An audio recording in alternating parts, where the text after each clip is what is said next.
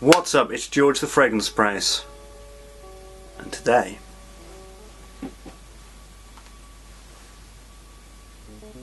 me and Christian Dior have had a bit of a relationship, a bit of an odd relationship. Why is it that I'm so critical of Christian Dior? Well, one of the big reasons is that I actually used to work for them, and nothing bad happened or anything like that. I absolutely loved working for them, and they actually trained me with a lot of things that I know actually about fragrance. They're so passionate. They really care about what they're doing. They give so much time and attention to their fragrances and how fragrances, how they're going to be perceived by the public and all that kind of stuff. So when I get annoyed at something like Dior Homme Parfum or Dior Sauvage, it's not coming from, oh, you disgust me or you did me wrong or anything like that. It's actually because, I know how much they care. I'm ridiculously thankful for everything, all the knowledge that they gave to me. And when they do silly things like Dior Sauvage, I'm like, hang on a minute, this is not what I expected. This isn't what we talked about. And it kind of I just think, God, don't do that. Don't be silly. So, me and Dior Homme Intense have had a very odd relationship, and I'm now at a place where I think I know what I feel about this fragrance. So, as you know, this one subscriber's choice over 1 million, and the original version of Le Mal by Jean-Paul Gaultier. So here we go, Dior Homme Intense. So, would you like this? One of the main reasons that you will buy this is probably from the insatiable amount of YouTube reviews and positive feedback and legendary status that this has gotten. If you've never tried this, if you've never smelt it, but you're planning on blind buying, don't. This is not for everybody at all. No matter how popular it's become, there are still people who will absolutely hate this. If you're new to fragrances, if you're you wanting to become a collector and you want to know all the different types of fragrances and all the popular ones, sample this, definitely.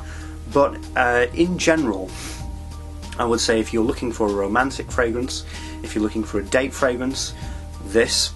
If you are looking for a work scent potentially, a cold weather night out scent, yes. If you're wanting just a really sexy fragrance, to be completely honest, then yes, definitely, all those things perfectly fine. But as I said, there are some things about this fragrance that I'm going to get into with the scent that is going to put you off. Now, here's the interesting thing about this. If you want compliments, yes, 100%, 120, 130% compliments whenever I wear this. I've had a lot of compliments with this fragrance. I've had a lot of people telling me, oh my goodness, what are you wearing? All that kind of stuff. You smell really good today, George. What is that? All that kind of stuff. So yes, definitely. For attention, for wanting to smell good, fine. But here's the paradox about it, and I know I'm going on quite a long while, but I have quite a lot of thoughts about this. I don't know how long this review is going to be. It's probably going to be a bit bloody long, but I've got a lot of different thoughts and a lot of different memories and a lot of different ideas with Dior Homme Intense, so please just let me get through it. So the paradox about Dior Homme Intense is this. When you smell it on yourself, or you go to the store, you smell it on a card or whatever, a lot of you, including me when I first ever smelled this, will go, what the hell is that? Alright?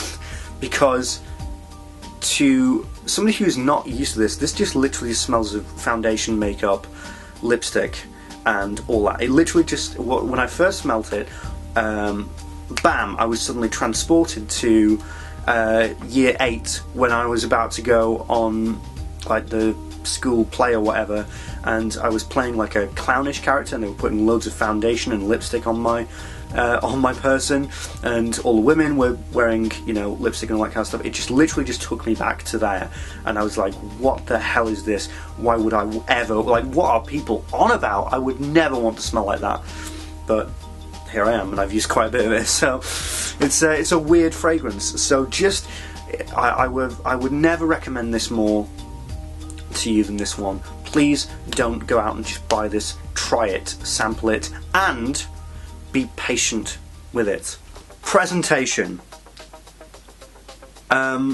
This is the most attractive bottle that I own and that I have ever seen.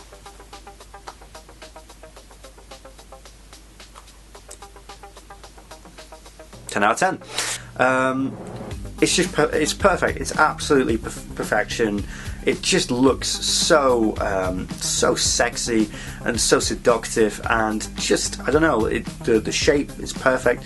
Everything is just brilliant. What more could you want? It's a 10 out of 10 presentation. Like I said, this is the best bottle I've ever seen in my life, ever. So then, this is the reformulated version. I do not have the vintage version, but I remember smelling it, and that was the fragrance that I smelt this for the first time, and I did not like it. I don't know if I'd like it now. I've never really wanted to revisit it, because, like, I don't think from memory, they don't really smell that different. I think that the Dior Homme one, the original Dior Homme, does smell different, and I actually prefer the reformulation. Yes, you did just hear me say that. I prefer this version. This is the new version of Dior Homme over the original silver stem before it was refined. I've gone mad. So I've had DHI. That's been about half an hour now. So the original one, according to Psy, Frag Boy Stewie, had a little bit more vanilla. This one doesn't really have vanilla in it. So there are 6 notes in this fragrance, right? 6, only 6. But yet it has become the incredible legend that it has. So it's pretty simple to sniff out. So let's have the opening. The opening is I don't like. Okay, and this is the chalky lipstick opening. It lasts for about 5 minutes, but it's important for me to tell you about this. So the first thing that you are going to get is just literally an explosion of iris, and apparently there's pear in here, or fruit. But you know, like how pear has a very dry kind of taste, rather than, it's not as juicy as like an apple or an orange. It's quite a dry kind of a sensation. Those two things are mixed together, and you actually get chalk.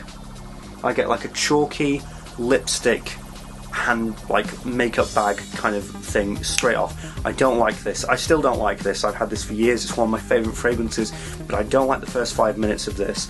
And what will happen is that if you're in the store and you smell it like that, you smell that opening, it might put you off. Now, interestingly, openings in fragrances are one of the most sought after things, because what's the first thing you're ever going to get if you're in the store? You're going to get the opening. So I know what they've tried to do. They've tried to sort of tone down what it actually is, and all the cocoa and all the harsh lavender and all that kind of stuff, but it doesn't work, and it's like a pointless opening because it doesn't represent what the rest of the fragrance is going to smell like. It's dying down now, so that's good, that's good. So let's get to the proper bit, the second stage. Okay, so here we go. Lavender, iris, cocoa, musk, and I've always thought that was sandalwood, but apparently it's not. But you have this creaminess, you have the creaminess underneath, you have like this chocolatey nuance, and then above that is the powder, the iris and the lavender, and it's great. It's great. I really, it makes me laugh because I didn't like this for such a long time. I still do prefer this. I prefer this a lot more to Dior Homme Intense. But this year, as you can see, I've worn more of this. I've just enjoyed this a bit more. than this one. I used to wear this was my signature scent. I used up a whole 50ml bottle. Thanks to David, by the way, David hooked me up with this 100ml. But yeah, so and that's it really. It just continues on from there. The third stage, if anything, the third stage is probably the best, and that's about an hour in. We're just coming. We're kind of. It's not there yet, really, but an hour in, it is just like one of the sexiest things in the ever. It is amazing. It is just like this powdery kind of cocoa, kind of think like hot chocolate, that kind of a thing. But it's also got this very sophisticated and seductive floral thing with the lavender and the iris, and it just really, there's just something so incredibly sensual about it. And at that point you feel very confident wearing it. You just feel very at ease with things, and it does have that that mood changer effect. And it's at the third stage, hour in, that's it. You become a celebrity because everybody freaking loves you, and everybody loves the smell, and they just can't get enough of it. So it's turning into that now. I should have probably spread this a bit earlier, but I don't have a lot of time today. But yeah, enough of it is there. But yeah, cocoa, sexiness, iris, lavender, brilliant, absolutely brilliant. The only thing is, and I'm going to be completely honest with you, is that this is amazing, this is brilliant, but this is better. And I'll tell you why this is better. This smells as though you had this, but then you just put like a load of cocoa over it, and you're actually hiding a lot of the really good elements of Dior Homme. You're taking them away, or you're smothering them over with this this chocolatey kind of a thing, and I don't really like that. And I think that's kind of a bit. I don't think it's that great. I get it now. I appreciate it now, and in the colder weather, this is fantastic. But I think that this is more uniform. This is more. This has a lot more going on with it, and it's quite a lot more creative.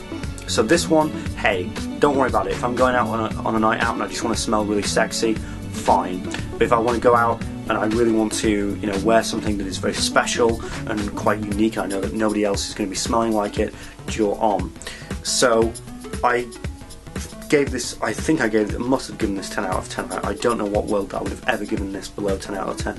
I'm just going to give this a 9 out of 10. So. Performance on Dior Homme Intense is something that you've got to be careful of, alright, because it's very good, it's really quite good. It's not insane or ridiculous, but you don't want it to be. Something like Dior Homme Intense, you don't want it to be. It actually works better if, you've got you're embracing somebody and somebody can smell it on you. I think that just kind of works with its type of personality that it's trying to portray, sort of like leaning back, chilled out, cool. But it is still strong. I've been in rooms like 5 hours in, and people like sitting on the couch, beside or opposite me, can still smell it. So I'd say the projection is out there, but relaxed, calm. Like people will just get, like whiffs of you. You'll just walk past, and then you'll get like a little sillage behind you. But nothing huge, nothing intense, nothing too intense. So it's one of those it's one of those types of scents where you'll walk past and somebody will just catch it off of you. Or if you're just sitting in a room, it can sort of very easily just come out and spread out. But it's not a beast, nowhere near. It shouldn't be, and it's actually going to get 10 out of 10 for projection, because it's not just in the remit of, oh, this is a brilliant loud fragrance. It does the correct projection for what it should be. Okay? It's not too weak and it isn't too loud. Longevity is great. I'd say 8 hours. Dior Homme I get similar as well. 8 hours, 8 to 10 sometimes. Maybe. But I've never really, I've never woken up the next day and smelt it. So yeah, I'd say 8 to 10 hours, which is really good. So I'd say 8 out of 10. Projection, 10 out of 10. Longevity, 8 out of 10. Brilliant. So is Dior Homme Intense the masterpiece that everybody says it is, or is it a genuine masterpiece? I'd say, why not?